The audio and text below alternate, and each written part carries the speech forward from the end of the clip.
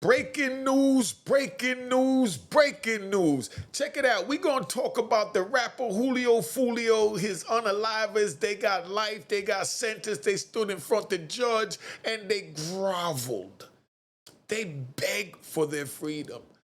They showed how they made bad choices. They gave great speeches. We're going to break it down and analyze it from both sides, and I'm going to tell you how the moment the streets turned into silence and brought these new young men out.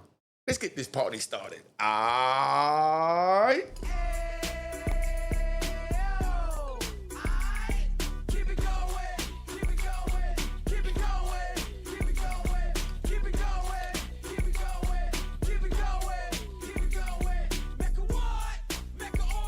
Hit that like button, hit that like button.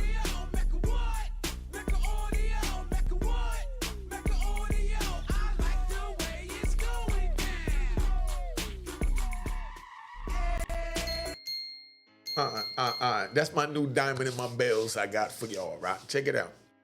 We're going to talk about the moment the street turned into silence. Let me talk to the youth today. Not with jokes, not with gossip, not with internet courage.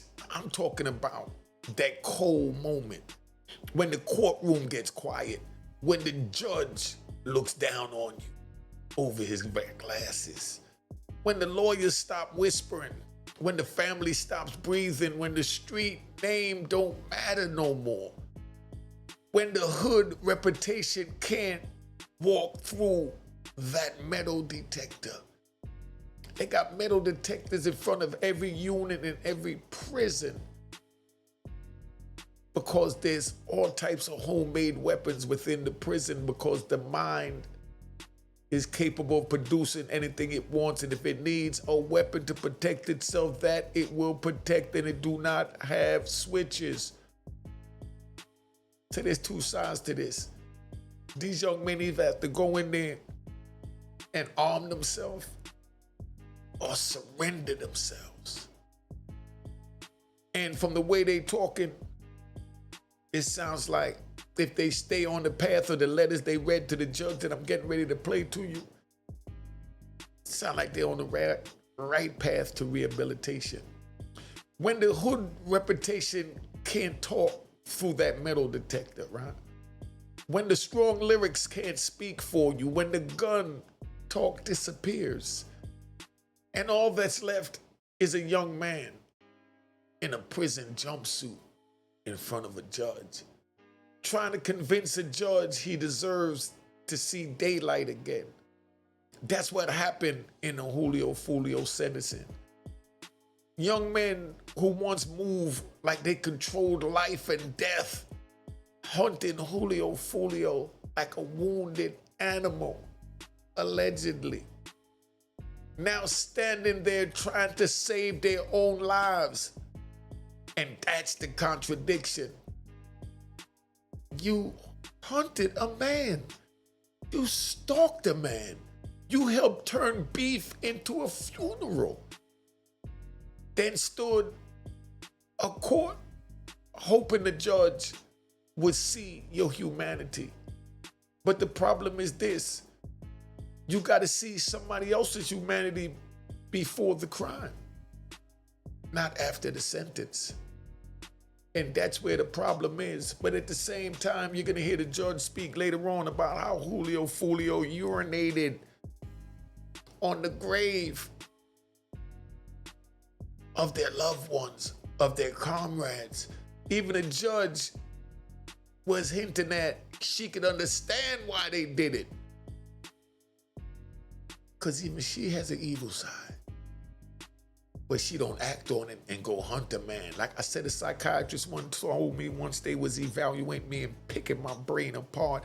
He said, it's all right to picture someone in the corner bloodied and you standing over him with two of the best Bethlehams you've made in the prison.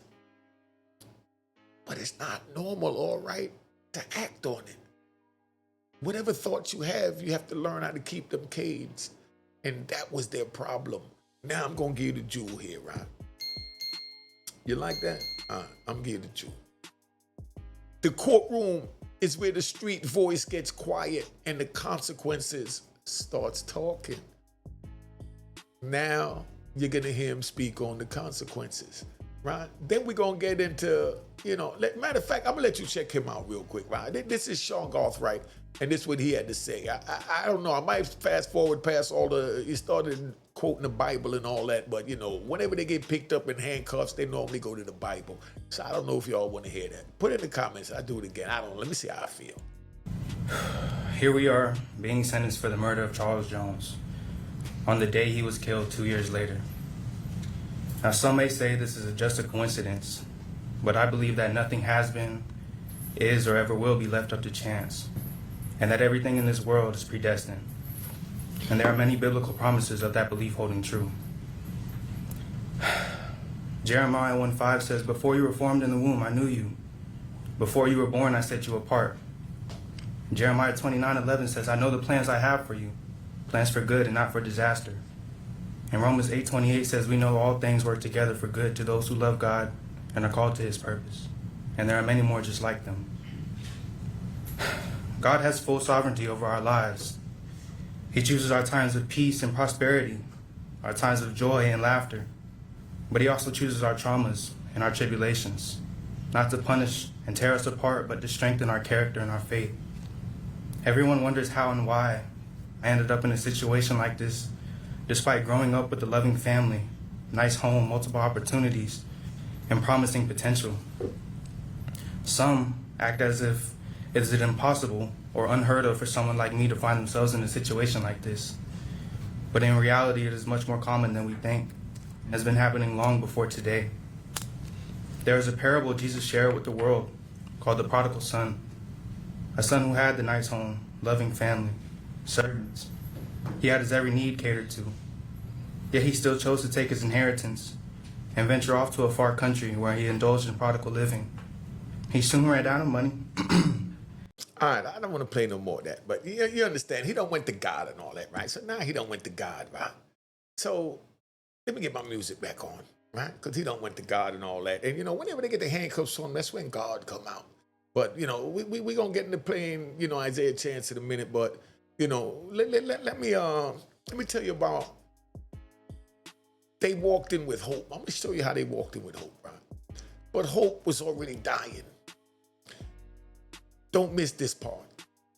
Every man that walked up there still had a piece of hope, even if it was small, even if it was weak, even if it was hiding behind fear. They still hoped the judge wouldn't give him life without parole. Maybe the judge would see my age, they thought. Maybe the judge would hear my apology. Maybe the judge would believe I changed overnight. Come on, dog. Maybe the judge will think life is too much. Maybe the judge will give me numbers instead of forever. Maybe I could still get out one day. Maybe I could still hug my mother without chains and bars and visiting halls. Maybe I could still have children. Maybe I could still breathe free air. That's what makes sentencing day dark. Because hope sits right next to terror. Because you're terrified. I'm a little different, right? We're going to ride. I'm a little different. When I went in front of the judge, I knew I was going to get life. Like, these young men should have known they was going to get life because their actions put them there. Now they have to pay for their actions. So I stood in front of the judge, and when he asked me if I had anything to say, I was facing life plus 20 years. And I looked up at him and I said, "Your Honor, just please send me someplace closer to home so I could further my education. So if I was to be released one day, I could go home and be a better father to my children, a better family man to my family, a better friend to my friend, and a better part of society." And I apologize for everything that I'm accused of, because I had to still leave room for my appeal, And that was my speech to the judge. I knew I was gonna get life. I don't kiss ass. The reality is these men gonna get, dog, y'all went out like gangsters, busting joint, pinning corners. That's how you supposed to go out when you down on the street. But that's why here at Unique Mecca Audio, we trying to let you know that no, that's not the way to go out.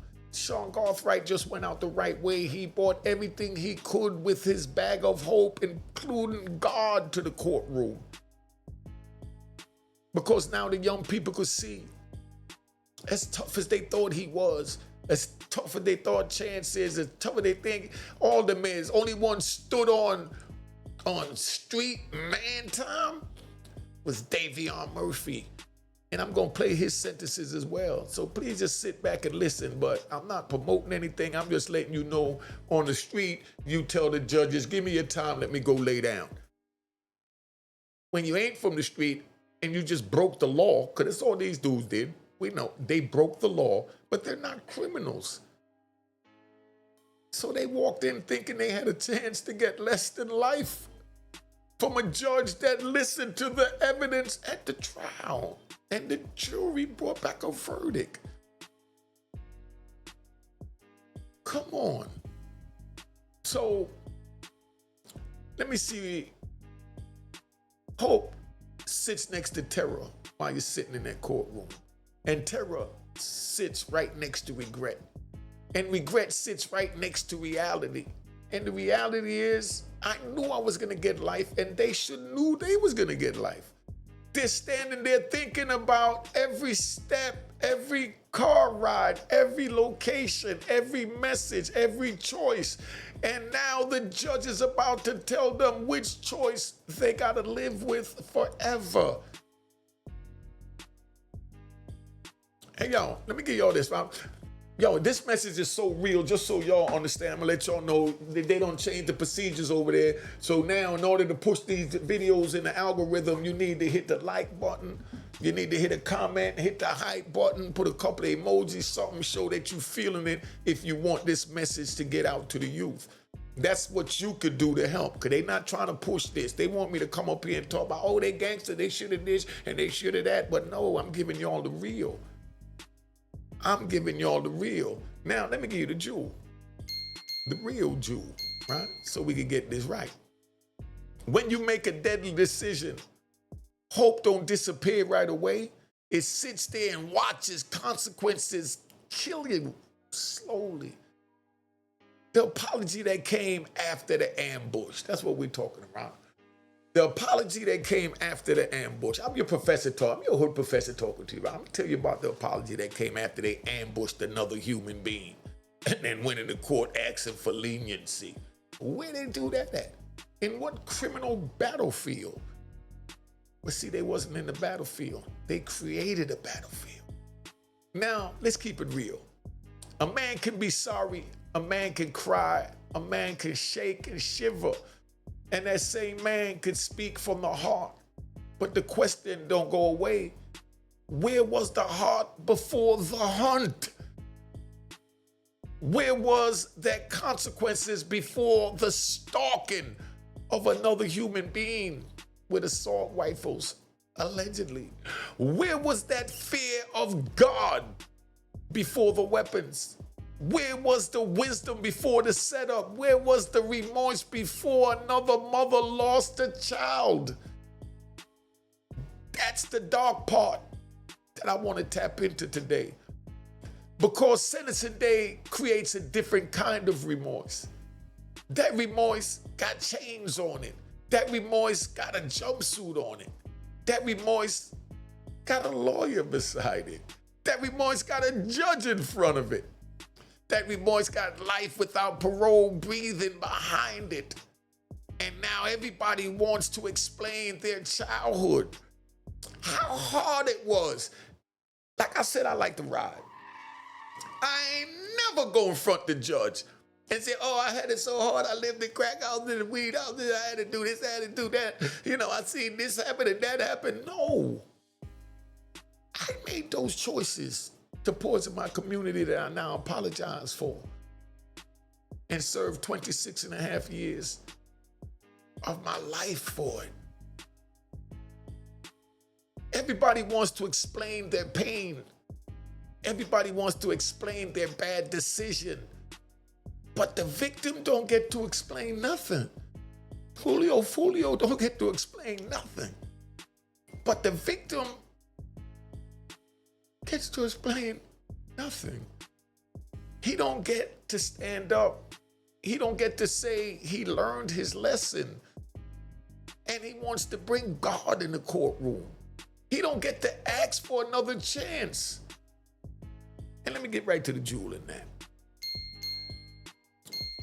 All right, relax, because we ride. The most dangerous remorse is the one that only wakes up after the victim can't speak no more. That's the most dangerous remorse. Because the victim has no voice, no breath. The judge was not sentencing their tears. The judge wasn't just looking at tears. The judge wasn't just hearing apologies. The judge wasn't seeing young men in front of him. The judge was seeing the whole story, the planning, the following, the tracking, the ambushing energy, the shots, the chaos, the hotel, the injury of people, human lives, the bodies on the ground, the family, the history, the violence around the case. That's why you can't walk into court with one paragraph of regret, thinking it can erase a whole timeline of destruction. So that's why I didn't beg for an apology. And that's why this man had no business begging for apology, because none of that is real right now. What's real is you come back in that courtroom a decade from now and spoke about how you slept at night, thinking it can erase the whole timeline destruction. A judge don't weigh your apology by how soft your voice gets, because you're gonna hear how soft they sounded and innocent and proper. But these was hunters. A judge weighs your apology against the facts, and the facts were heavy. The facts were cold. The facts had blood on them.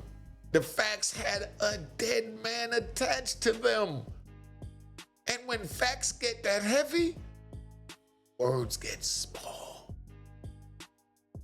Remember that. Now, I gotta get a jewel in this, right? I got to give y'all the jewel in this. An apology can touch a heart, but facts can still lock a door forever. And that's what's happening to these young men. The room where everybody felt the weight. Oof. Let's talk about that room. Picture that courtroom. Mothers sitting there, families sitting there, lawyers stiff, defendants waiting. Nobody laughing now. Nobody trolling now. Nobody quoting lyrics or even thinking about urinating on any grave. Nobody's acting like death is entertainment now. Now every second feels thick. Every cough sounds loud. Every paper movement feels like thunder. When the judge moved that paper across her desk, it sounds like a mighty wind. Because that's your freedom. Every time the judge speaks, somebody's heart drops. Because they know this isn't a warning, this isn't a song, and this ain't a beef to be posted. This is the final bill.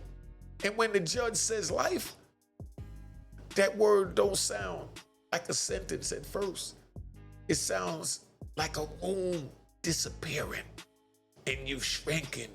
It sounds like your future's getting snatched and the air out your chest is getting snatched when he tell you life without parole. I was there. I served 26 years and a half in federal prison. I stood in front of the judge with a kingpin charge and had to take that, and he snatched at my chest, but I held my shoulders high because that's how I was cut then. But if I would have been on the right path, I would have been on the path where these young men is at now, groveling for their life. But I still looked at it like a fight. It's a good thing I did, because that's how I fought my way out that cage. And you're going to hear that from Davion Murphy. Davion is how unique was then. I can't wait to speak on him. I hope I got enough time, because this might be too long. If y'all thinking these videos are too long, put it in the comments and I'll cut it down, right? The word don't sound like a sentence. It sounds like a room disappearing. It sounds like your future's getting snatched. It sounds like every birthday becoming prison count.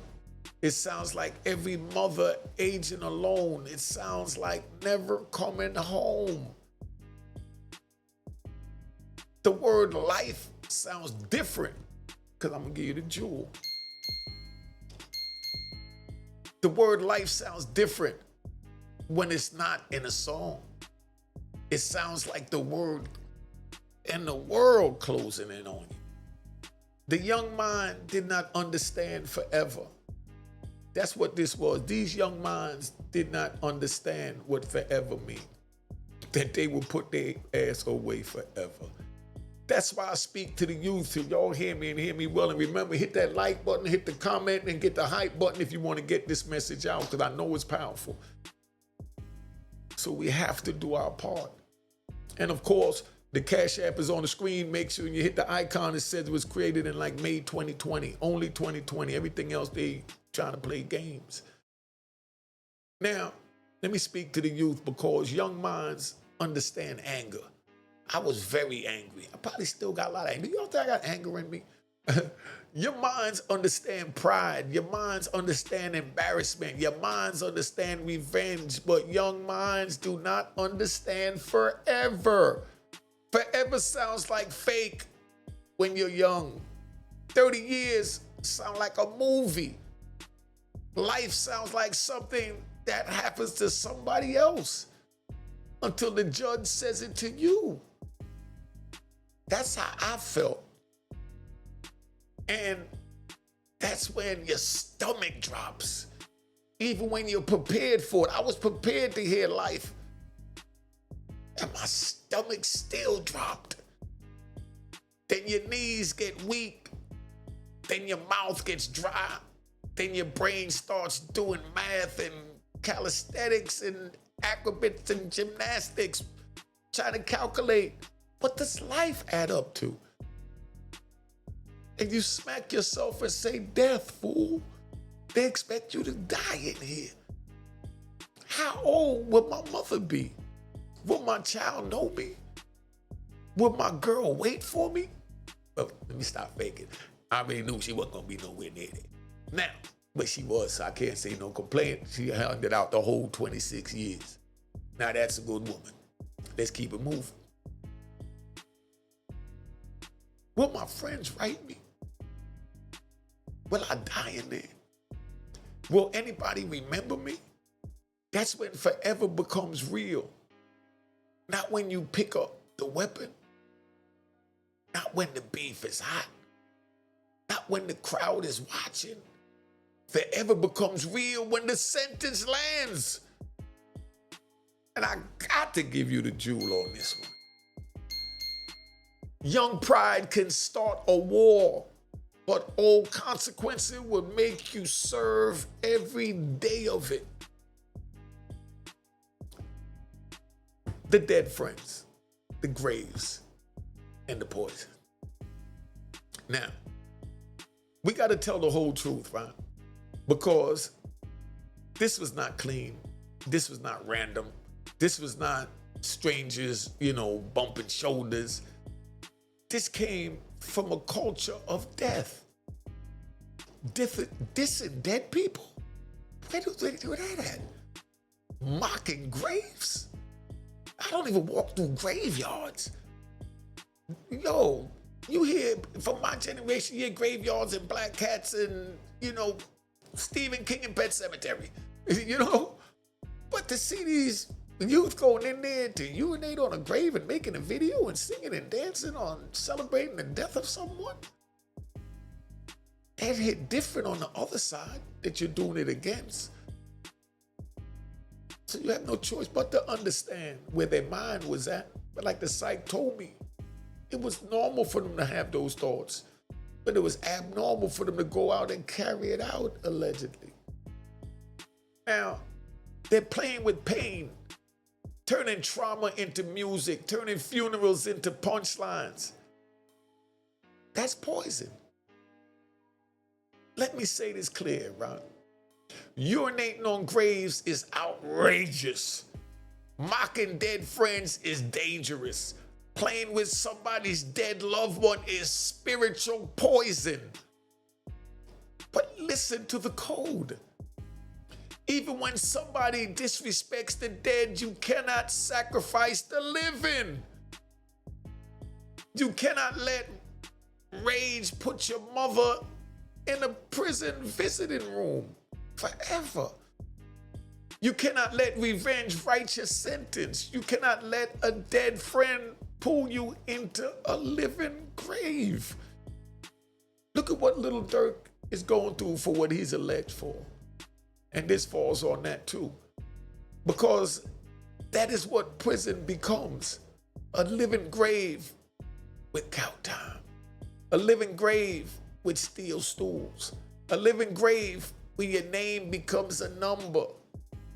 I'm telling you, I knew the whole 26 years and a half I walked around that federal penitentiary yard, compound, in the building, the main line, the child hall, wherever. I knew that they buried me alive. I knew I was buried alive. I looked around the rest of the people, and it was only a handful of us that realized that. And we're the ones that made it out. Round of applause to us. Round of applause to us. Yo, hit that like button, hit the comment. All right, calm down. Hit the emoji, all that, and the hype. Let's get this video out there, all right? Now, right, y'all ready to hit a jewel in this or what? Y'all ready for the jewel in this? Don't let disrespect for the dead make you throw your living body into a cell. That's the jewel in that. The female, Alicia Andrews, she got 15 years. That's a warning to everyone. Now let's talk about the female, right? She got 15 years, and somebody listening might say she didn't pull the trigger. But the court don't just look at the trigger. The court looks at the participation. The court looks at who helped. The court looks at who knew. The court looks at who moved with the plan. The court looks at who made the crime easier. That's a message to the sisters. That's a message to the girls listening to this. That's a message to the home girls. That's a message to everybody riding with chaos. Love can become evidence. Loyalty can become conspiracy. A location can become a prison sentence. A car ride can become a case file. A phone can become a witness. And by the time you realize it, you're not standing beside your man. You're standing beside your charges, your own charges that you earned because you chose to roll with that man. And this goes for the brothers too, but I want to make this direct to the females. Remember to hit the like button, the comment, the emoji, spread the word, the hype, the whole nine, Cash App at the top, Instagram, all that right there, Unique Make Audio. Let's keep it moving. Now, that's dark because everybody thinks they can help and walk away scot-free. I didn't do nothing. I was just a lookout. But the system will say, no, you helped and you stayed. So let me hit you with a jewel. When love makes you help a crime, love can't save you from the sentence. And that's the jewels to the young ladies. But now I want to play my man, Davion Murphy. I got to play his joint, man. I got to play his joint, because I got to break him down. This joint long, and I don't be knowing if y'all be wanting to hear it. You know what I mean? You know, me up here all this time. But I've been up here 30 minutes, man. Y'all, I apologize, y'all, but I'm just having fun. I'm enjoying it to my loyal subscribers and the ones that came. If you're not subscribed, subscribe. This is how we ride. Let's keep it moving. We're not going to let them stop the movement.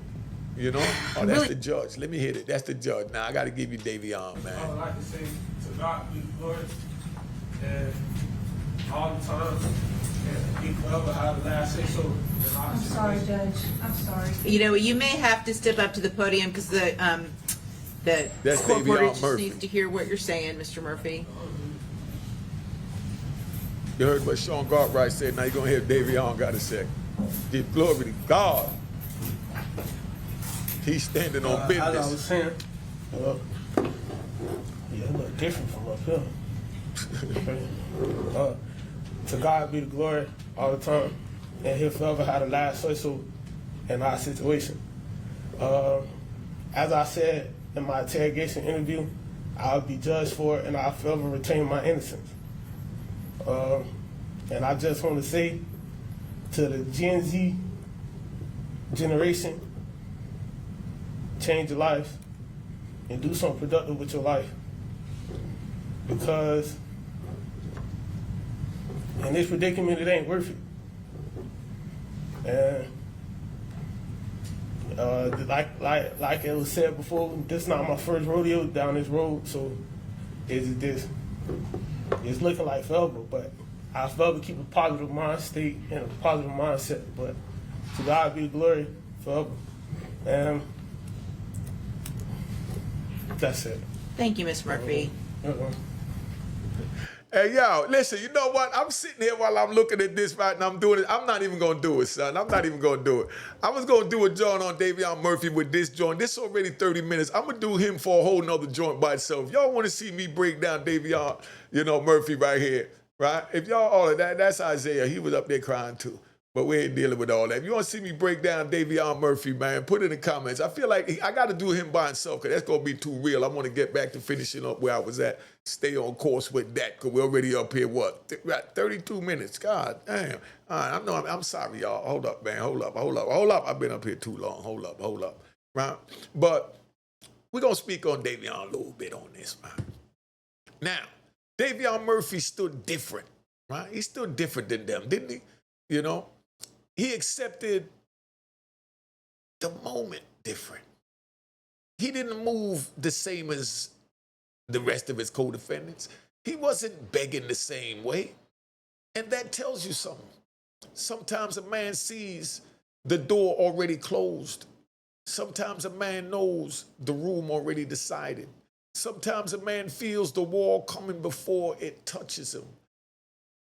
That don't make it right. That don't erase the pain.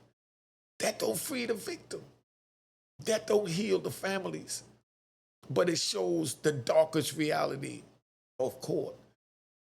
There comes a moment when every begging feels useless, because the sentence is already standing behind the judge, waiting to be spoken. And when that happens, a man either breaks, begins pleading, or goes silent inside. That silence is not peace. That silence is a man watching his future leave without him. That silence is prison arriving before the transport van get there. So you understand that, right? Let me get my music back in here, right? Let me know if you like it better with or without the music. That was without the music, that joint there, right? Now, I want y'all to understand that Davion Murphy, he accepts what he did, and he believes he's innocent for what he did. Because in his mindset, dude violated my family, and I got my justice from the street because I'm living by the street code, and y'all can't judge me. Only God can judge me. That's what Davion told that judge from he walked in there. Did y'all hear that? Y'all need to rewind that. I don't want to go playing it back. But I'm just translating what Davion said. Davion told him only God can judge me. Only God got the last word. That's how gangsters go out. Sorry to say, you rat bastards and flip-flop wearing in public effing trolls, say what you want. I'm just giving it to you real. I'm not saying it's right from a civilian point of view, from the viewer's point of view, because I'm just talking to the viewers about a mindset right now. Davion Murphy's awesome, man. I handle my business. Only God gonna judge me now. I don't care what you do to me. That's when you're a product of the environment. And you eat, breathe, sleep, and defecate it.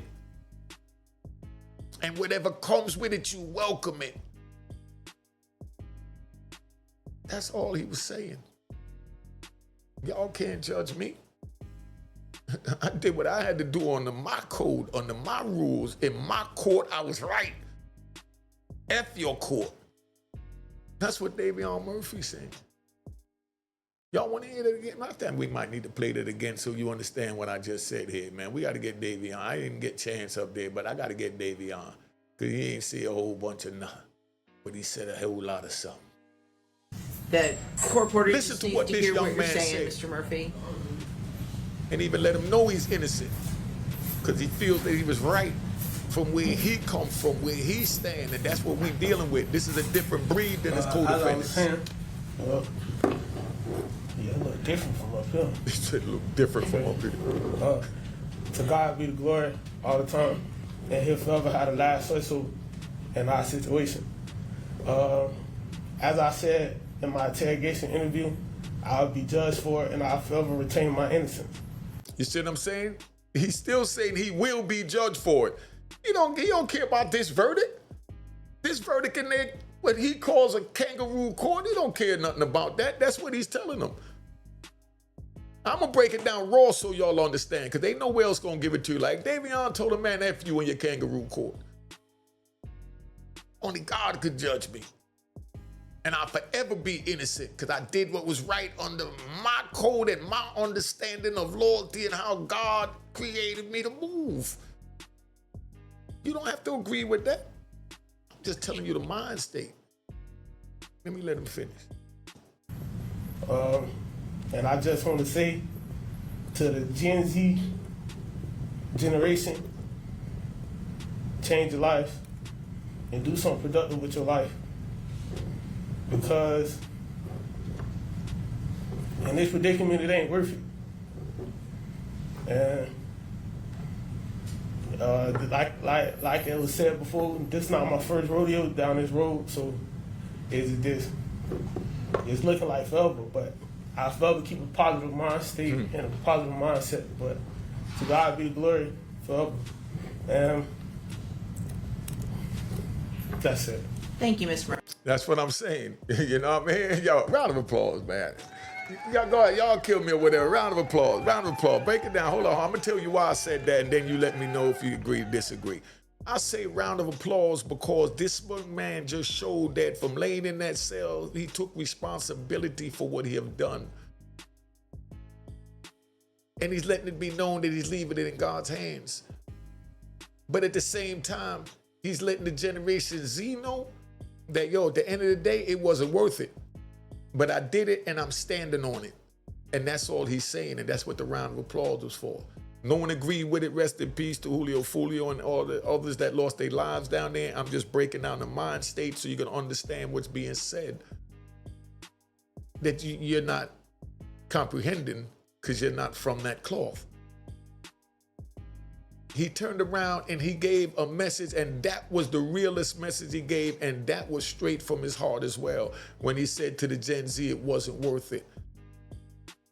That's like an old movie, right? We're gonna ride. It was an old James Cagney movie, right? Y'all probably never even heard of it, but y'all watching it. But James Cagney was the biggest gangster back in the 50s, 60s, and 70s and all that, right? From back in the 30s, they was making movies, and he was the biggest gangster in Hollywood before the mafia movies with John Gotti and all that come out. And you got James Cagney, he's locked up, and then he gets the death penalty, and he goes in the death chair, and they expected him to cry and grovel when he get in the death chair because he's just been such a gangster all his life, was just terrorizing New York City. And then when they put him in that chair and they strapped him in, he said, F you, copper. Pull the switch. Because they were showing and making the gangster image at that time. And Davion Murphy just broke that, because instead of going out saying F the court, F this, F that, he turned around and got a round of applause from Unique Mecca Audio, because he stopped to say something positive to the Generation Z. That at the end of the day, it wasn't worth it, but it was something that he had to do, and he did it, and he's standing on it. And that's why in his heart, he still feels he's innocent, because he avenged. He's innocent because that was his justification for taking that life. Alleged, as they say. But do you understand where I'm at with that now, right? Like I said, that don't ease the pain, that don't free the victim, that don't heal the families, but it shows the darkest reality of court. There comes a moment when every begging feels useless, like I said, because the sentence is already standing before the judge, waiting to be spoken. And when that happens, a man either breaks, begins begging, or he goes silent. The silence is not peace. The silence of man watching his future leave without him. The silence is prison arriving before the transport bus. And like I said, for the jewel, I just had to do that one over again. Right? So let me give you the jewel again, right? Sometimes the cell door closes in your mind before it ever closes behind your back. The street friends disappear after sentencing, right? Here's what the youth don't understand. When the beef is active, everybody's loud, everybody's brave, everybody's posting, everybody's choosing sides, everybody's saying spin the block, everybody's saying let's ride, everybody's saying don't let that slide. But after sentencing, the noise goes away, the crowd goes home, the comments move to another story, the blogs find another body, the fans find another rapper, the friends stop writing. The people calls, the phone calls, they slow down. Those people calling on you, slow down. The visits dry up, the money stops coming in. Now you realize you have to ask people for money when they were just sending it when you first got locked up. And now you're in a cell, trapped in a cage, with the same thoughts every night. Did I throw my life away for people who are still outside? Did I become a sacrifice for beef that kept moving? Did I confuse loyalty with suicide? Because you just killed yourself. That's when the truth gets ugly. Ugly. The crowd will help you crash, but they will not help you serve your time. Right? Now, this is about the mothers. I've been up here 43 minutes. See how I'm riding? This is about the mothers, right?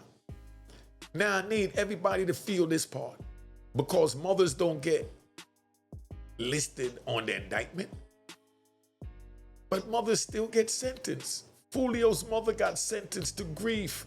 The defendant's mother got sentenced to prison visits. One mother has a grave, another has a cave and a gate. One mother talks to memories. Another mother talks through monitored calls. One mother has birthdays with tears. Another mother has birthdays with prison stamps. This is why I don't glorify none of this, because the street never shows the mother. The street never shows her sitting in the car after court. The street never shows her trying to be strong. The street never shows her breaking down when nobody's looking. The streets never show the mother folding clothes for a son who may never come home. The streets never show the little sisters, the daughters, the girlfriends, the children, the women carrying the emotional wreckage. And that's why this message has to reach the females too. Make sure you hit that like button, the comment, the emoji, all that to get this message out there. Oh yeah, and make sure you cop my book, A Roar in Harlem, if you want to know who I am. All right, let's go. So we're going to keep it going. At aroarinharlem.com, aroarinharlem.com, like a lion roaring, right? And that's why this message has to hit females too, right? Because women feel the blast after men make pride decisions. And that's the sad part. Now, the jewel in that, right? When a man crashes out, the women who love him often bleed emotionally for the rest of their lives. The cell don't care who started it. Somebody gonna say Foolio started too much. Somebody gonna say they went too far. Somebody gotta say the beef was already deadly. Somebody gonna say the disrespect created the fire. But listen, the cell don't care who started it. The bunk don't care who dissed first. The prison yard don't care who was wrong or who was right. The count officers, he don't care about the backstory. The child hall don't care about your explanation, and the razor wire don't care about your pain. The sentence only care that you got convicted. That's why the lesson is bigger than blame, because blame can explain how the fire started, but it can't unburn the house. Blame can explain why you are angry, but it can't unlock the cell. Blame can explain the beef, but it can't resurrect the dead. That's the part the youth need to understand. Being provoked does not mean being protected. Being disrespected does not mean being excused. Being angry does not mean being free. Right or wrong? Let's get to the jewel. The cell does not study who disrespected who. It only holds who lost control. And that's the jewel in that. This is the final bill for the culture, right? This is not just about 4 men. This is not just about 1 female, and this is not just about 1 rapper. This is about a culture that keeps producing funerals and defendants, a culture that makes death marketable, a culture that rewards disrespect, a culture that laughs at graves, a culture that treats trauma like content, a culture that teaches young boys to confuse destruction with manhood. Then when the judge gives life, everybody acts shocked. But how are we shocked? When the music warned us, when the interviews warned us, when the posts warned us, when the shootings before warned us, when the energy was already dark. This was not lightened out of nowhere. This was a storm people kept feeding, and now the bill came. 1 man dead, 4 men life without parole. 1 woman, 15 years, families destroyed, and the internet already looking for the next story. Round of applause to the internet. Round of applause to the internet. Internet feeding a lot of people from people's griefs, and this is what it has come to. That the internet is feeding a lot of people's grief with the people that don't use the internet to be informative. That's why I try and give you informative information, because I'm not trying to feed the grief. Now, let me give you the jewel. Always got to give you the jewel. A culture that entertains death will eventually demand real bodies as payment. Now, I'm going to give my final warning to the youth, and I promise I'm out of here after my 10 questions. I might ask you all 10 questions. Right? Young brothers, young sisters, hear me, right? Before you ride, think about sentencing day. Before you post, Think about your mother in court before you send that location. Think about 15 years before you grab that weapon. Think about life without parole before you laugh at a grave. Think about somebody laughing at yours. Before you follow the crowd, ask yourself who is going to follow you into prison. Because pride is loud for the moment, but prison is quiet for decades. I served 26 and a half years, I'm telling you, because I know. Revenge feels powerful for seconds, and regret wakes up every morning while you're serving life in prison for that powerful second. The streets are real, but prison is realer. The beef is real, but the sentence is realer. The disrespect is real, but never coming home, that's the realest. Now, let me hit you with the jewel, right? Gotta hit you with the jewel. Don't let a 5-minute emotion turn into a forever address in somebody's USP or state prison. Now, I'm gonna get a unique Mecca audio, close it, then I'm out of here. Been on here 50 minutes. This joint is like alive, man. I'm gonna post this as alive today. You know what I mean? Now, this is unique Mecca audio, right? And over here, we don't celebrate sentences, we don't celebrate death, and we don't laugh at mothers crying. We don't glorify men throwing their lives away, because I threw mine away, and it's not a good feeling, 26 years in prison. We take the headline and pull the lessons out of it. Because the story is never the real story, the lesson is the story. And the lesson today is cold. You can be angry and still walk away. You can be disrespected and still live free. You can lose friends and still not lose yourself. You can be hurt and still not become a killer. You can be loyal and still say no. Because real loyalty starts with staying alive. Real manhood starts with discipline. Real code starts with control. And real wisdom starts before the judge calls your name. And now, let's get to the jewel. Don't become wise after the sentence. Become wise before the decision. 10 controversial questions and answers. I'm not even gonna answer them. I'm gonna ask you all the questions, get it in there, because what we have to do, we gotta we gotta hit the little emojis, hit the comments, and put something in there and all that in the Cash App on the top. Make sure you hit the icon and say it was created 2020. Now, can a man be truly sorry after he hunted somebody down? He can feel real regret, right? But the public has the right to question it. The deepest remorse is the one that stops you before the body drops, not only after the judge is holding your life in their hands. Question 2, right? Put this in the comment. Question 2. Y'all ready? Question 2. I'm gonna hit you the bell. So you know when the questions is, you can run it back when you see the bell. You know that's the beginning of the question. Be easy to find it, right? Question 2, did Foolio's disrespect of the dead help create his tragedy by him urinating on those brothers' graves and making those diss songs?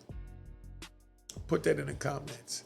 Yes, disrespecting graves and mocking the dead pours gasoline on pain, but gasoline is not permission to burn your own life down.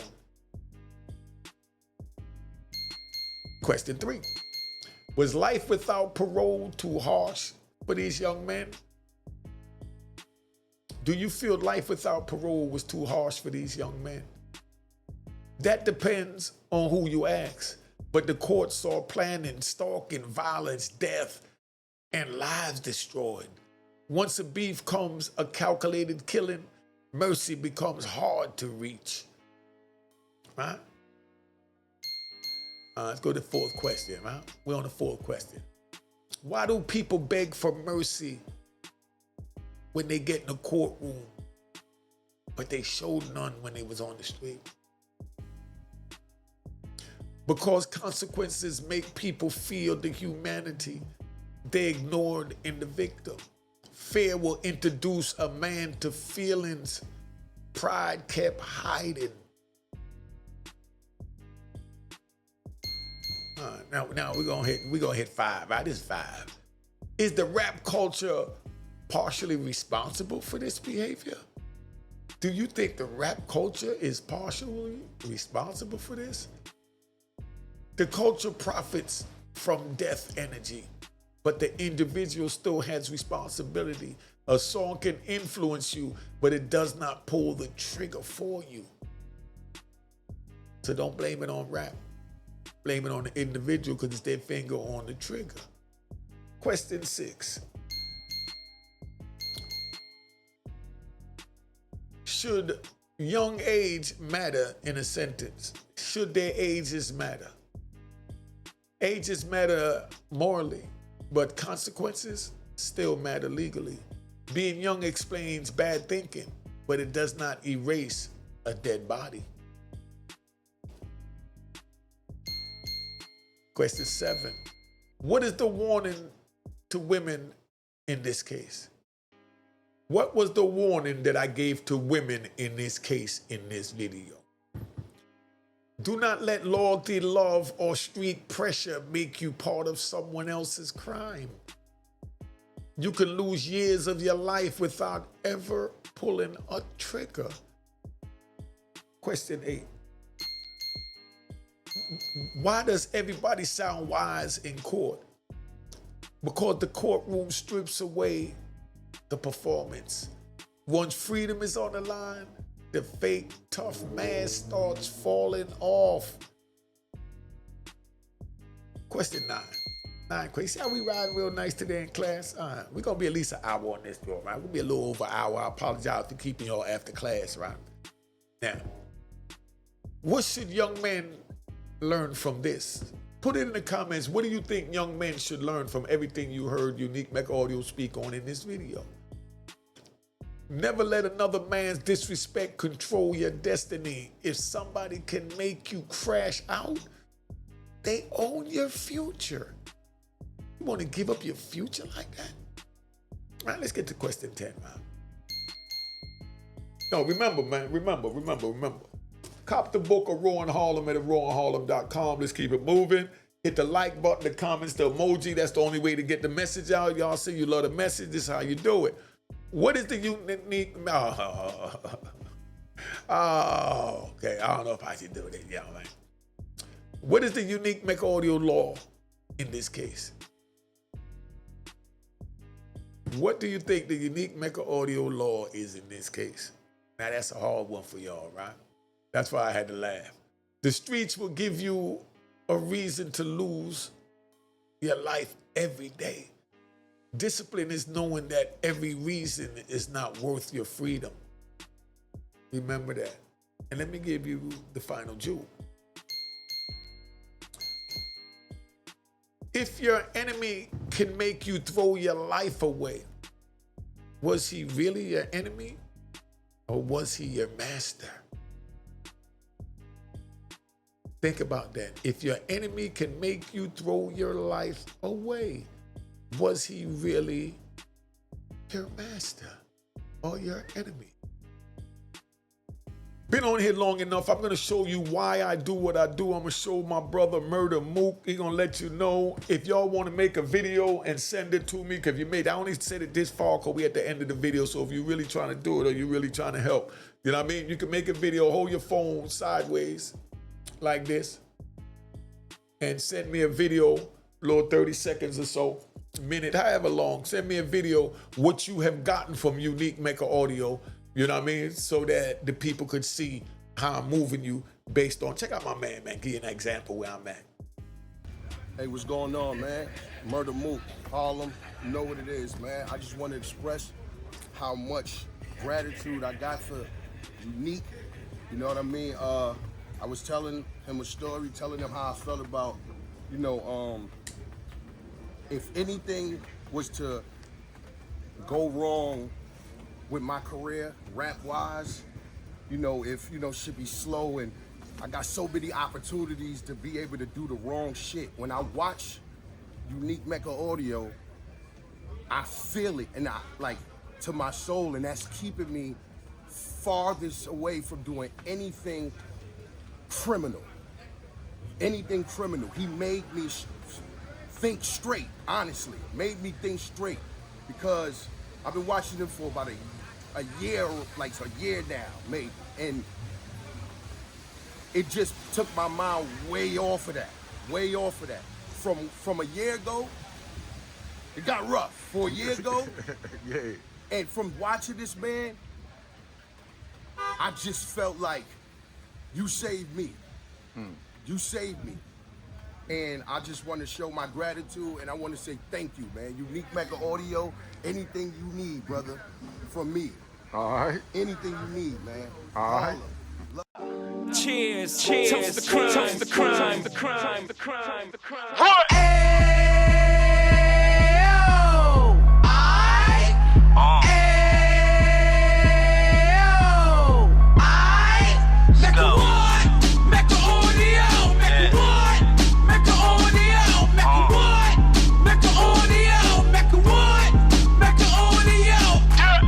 Fresh out the can of 26, Yeah. He back on the strip, getting back in the mix. Yeah. What he mentions a gift. Bruh. You stand up 10 toes down, and I suggest you pay attention to this. Real. Take a little gully posse and put it in Harlem. He cut from the bottom, came up from the bottom. Drop the book, you should go and get it. The Instagram page and the YouTube, you could go and visit. Yeah. Then you could consider yourself LinkedIn. Real. Sit front row and get Jews from a kingpin. How he went through it, so you ain't gotta go do it. To not pay attention would be stupid. Talking about a man that probably put your grandfather on. Probably the reason that him and your grams got along. A man that generated millions on the block, did his time, never squilling to the cops. Mecca Audio.